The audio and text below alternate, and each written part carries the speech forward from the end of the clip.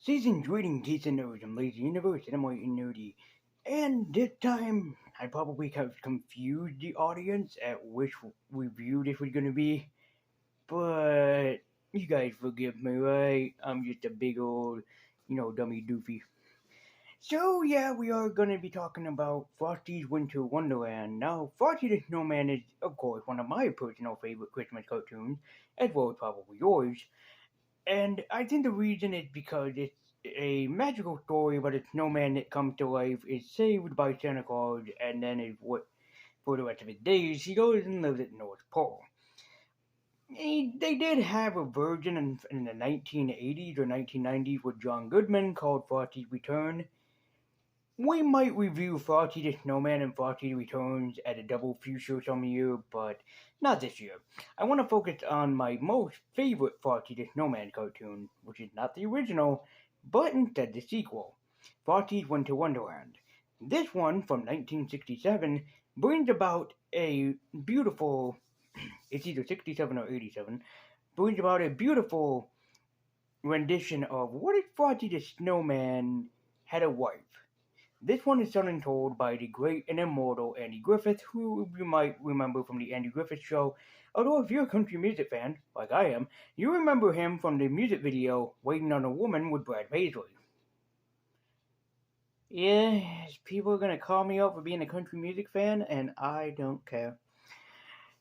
So here we have Frosty's Winter Wonderland, which is a great one, which not only stars the immortal Jackie Vernon back in the role as Frosty the Snowman, it also stars Shirley Winters in the role of Crystal, and also the immortal Paul Frees, who I talked about before. And also stars Dennis the Menace himself. What is it, like Dennis Day? Dennis Day, I believe, was the original actor that played Dennis the Menace, right? So it even had Dennis the Menace as the what would you call him? Parson? Yeah, as Parson Brown. So this was really gonna be a pretty like everyone is here, Smash Brothers kind of finale, because you have a bunch of very famous superstars all come together for this one special. So how did this special measure up all these years later? Let's find out. Let's journey out into a very special winter wonderland.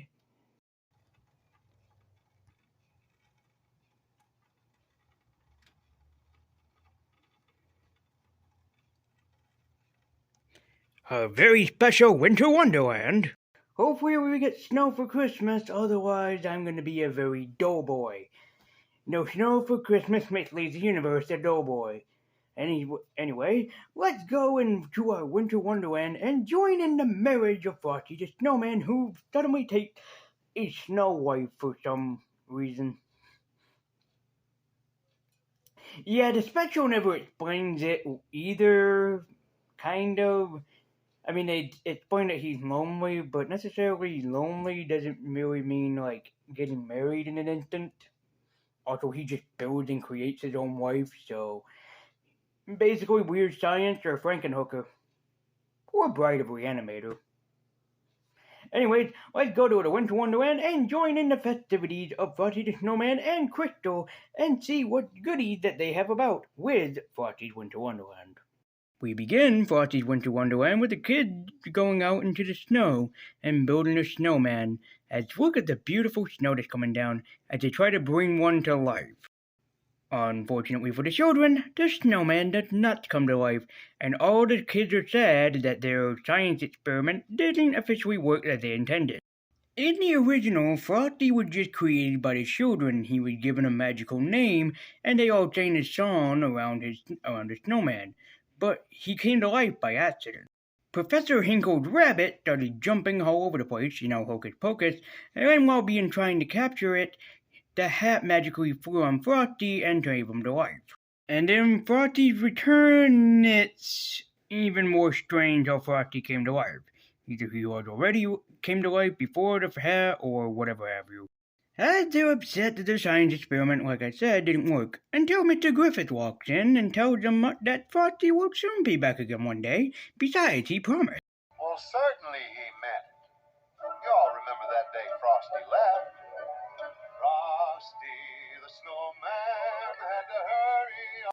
So after that wonderful song by Andy Griffiths, we teleport to the North Pole where Frosty is sitting there all depressed, wondering if the kids are thinking about him.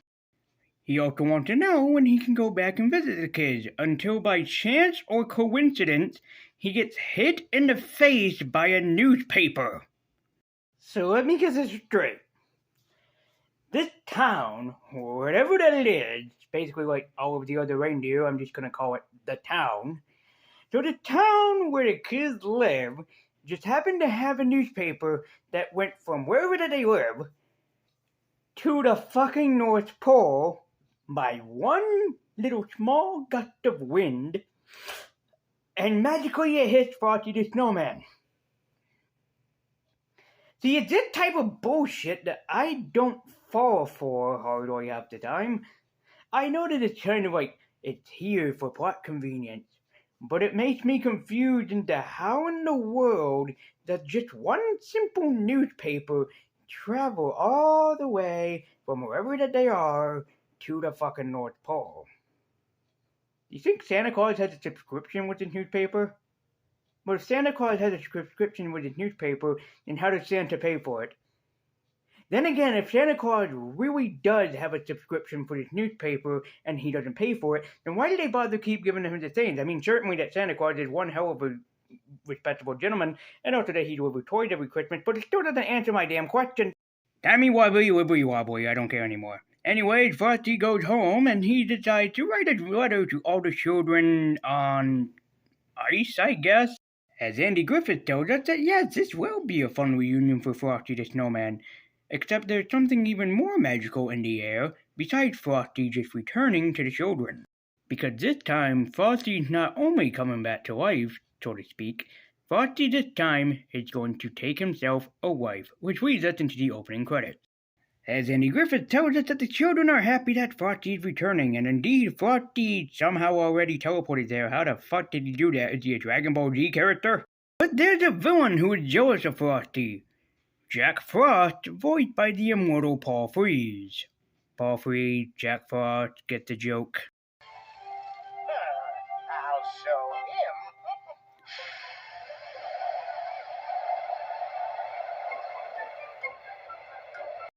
him. And Jack is not similar to Frosty. He boasts a lot, he still promotes himself, so the kids don't really like him because he's a big egotistical melonhead of a bastard.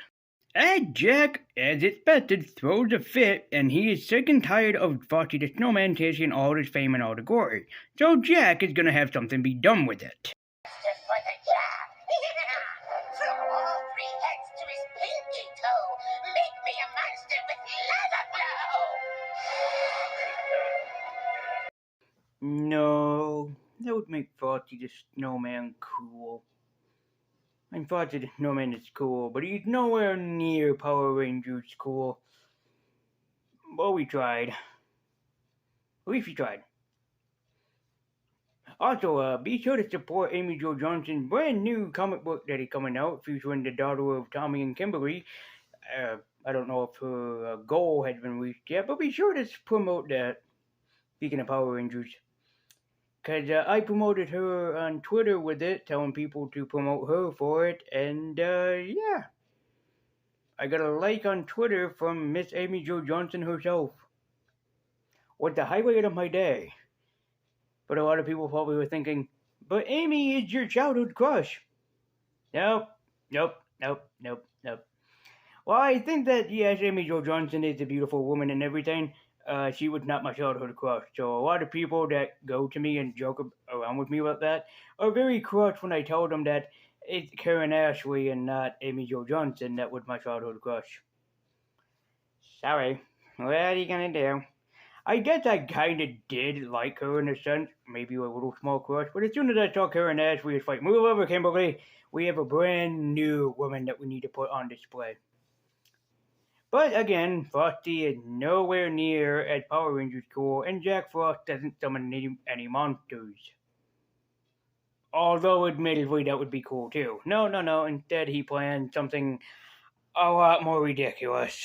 So Jack actually intends to steal Frosty the Snowman's hat from him, so he'll no longer come to life, and the children will love him more than Frosty. Great plan, dude. So the kids are hanging out with Frosty. As we all know, Frosty's a nice guy. He goes figure skating, but unfortunately Frosty doesn't make a figure 8, but instead makes a figure 9. And Jack Frost, over in the corner, decides that this is the time that he should strike and take down that blasted snowman, which he attempts, but he ends up failing. He doesn't get Frosty's hat, but instead he gets one of the horse's hats. But unfortunately, because the snow was blowing around so much, Jack didn't recognize it.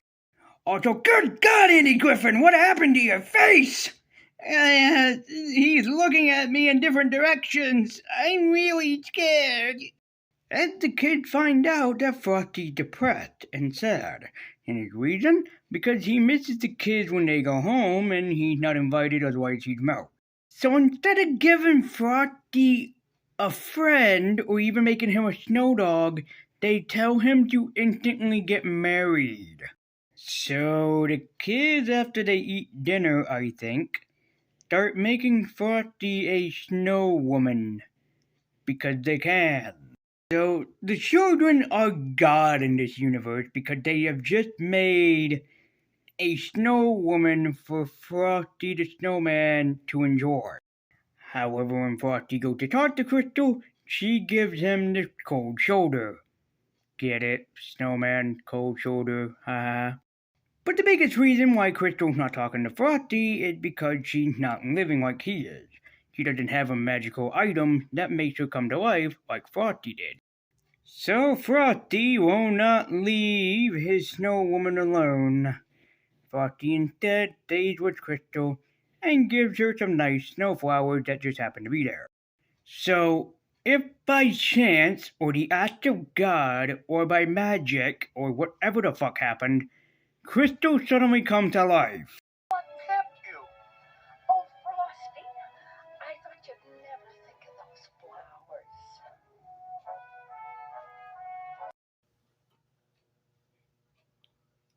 How in the world did this woman come to life? Chance? Miracle? Magic? Science? Wibbly wobbly timesy wimesy whoosy whatsy? What happened? How did she come to life? I'm sorry to barge on this. I know that this is only a children's cartoon, and it's made for children, basically 3 and up, or maybe younger. But how in the hell did this woman come to life? All Frosty did was just pick up snowflowers, put them in her hand, and magically she comes to life. This isn't how science works. I'm not even an act of God, so to speak. At least its name is not Noel, and it has a happiness. No, I'm never going to review Noel on this channel. If you want to go and see a review of that movie, which is written by Jules Bass, the same writer behind this, I believe, go and check out Fayless's video on Noel. It's something. It's definitely creepy. Just like how Crystal came to life. It just happened. We don't need to explain it. Nothing really happened. It's just snowflowers in the moonlight and true love. I really cannot comprehend how a snow person comes to life without a good logical explanation. And this is a guy that can almost legitimately watch anything from the fucking Tokusatsu network or universe. But this is the thing where I'm really coming in here and going, how in the love of God does it work? I need MatPat to make a theory on this because I'm confused. So after the demon woman comes to life, I guess, they go and announce that they are going to have a winter wedding and everyone's invited. That is until Jack Frost, being the asshole that he is in this series, kills Frosty. By taking away his hat, basically, Jack killed him. So Crystal, being the kind, caring friend, lover that she is, meets Frosty a snowflower and gives him a kiss, beckoning that she loves him, and Frosty magically comes back to life. You know, I'm sick and tired of the Snowman universe. So Frosty and Crystal wake everybody up, probably because Frosty got some snowballs that he wants to put somewhere safer. Jokes. And they decide to have a wedding right then and there.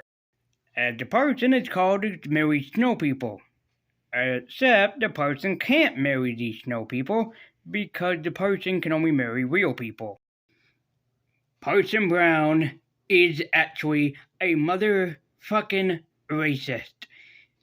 As you can plainly see from this man's eyes, he hates white people. Joking aside, he tells the children, and yes, that was a joke, YouTube, it was a joke, he tells the children to start making a snow person so the two can be married. So after the joke, seriously YouTube, it was a joke, the person decides to put in his hand the Holy Bible, which suddenly makes the snow person come to life. Ed Jack is upset because now he has 3 times the competition instead of 2 times the competition. So Jack decides to hell with it, and he is going to be rid of these snowmen once and for all. Had Frosty and Crystal talk before Jack died down the wind and told him that this is a winter wedding. Everything is made of winter. So why doesn't Jack become the best man? Even Frosty asked him, "Hey, do you want to be the best man?" And Jack is confused about why they want him to be the best man, and of course he agrees to becoming the best man. Despite Jack Frost being an asshole, the two of them show him kindness and respect, and Crystal even gives him a kiss, which basically suddenly melts Jack Frost's heart. During this time of year, it always goes to show you that no matter who is against you, no matter if someone bullies you and whatever, to sometimes show them some respect and kindness during this special season. Try not to let them get you down and enjoy the best of December what you can. Everybody enjoys their December holidays a different way. It's definitely true. Some would like to show respect and kindness to others. Others would like to basically put people down and depress them. But from me to all of you guys out there, please try to keep this year or time of year a very happy one and respectful one, because you never know if that person that you made the day better for just might come back and thank you for it one day. Showing kindness and respect is always a great way to make more friends, and that's indeed what Frosty and Crystal had done with Jack. Showed him kindness and respect despite Jack being a dick or a little bit of a jackass toward the two of them, but they still made his holiday even that more brighter and invited him to a very special occasion, a wedding. Speaking of which, they invited me too. Us too. Let's get over there and see what's going on. The wedding is commencing, people. The wedding is underway, and also we get a beautiful rendition of Winter Wonderland sung by the immortal and amazing Andy Griffith. Here to stay is the new bird. He sings a love song as we go along. So the two are married and they have a happy ever after, but that is until it starts warming up. As Jack tells them that, wait friends, I can make it colder, so winter never has to end.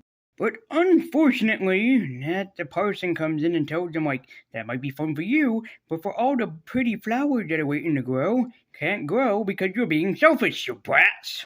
So Frosty takes the entire team upon one last ride, to go and bid him farewell as they ride through the town for him to get back to the North Pole.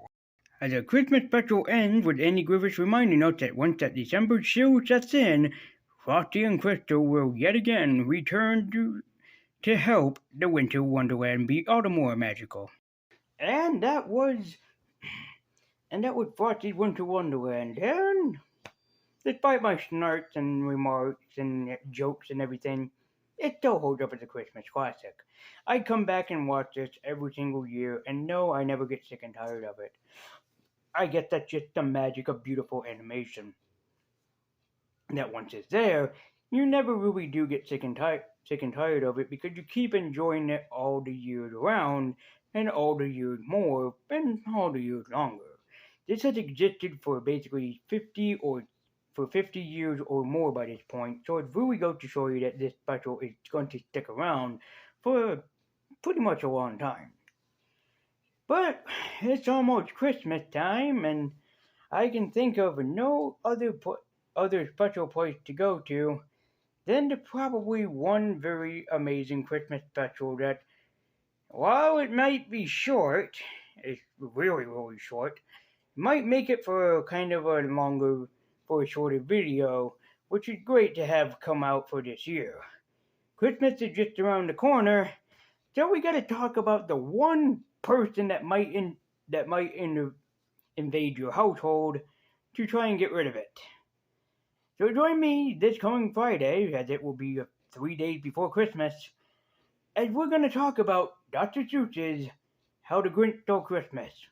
No, not the Benedict Cumberbatch version. We'll review that some year. No, not the Jim Carrey version. I really want to review that on the channel some year. No, we're talking about the original. So come back next time as we'll be joining Boris Karloff and Dr. Seuss with How the Grinch Stole Christmas.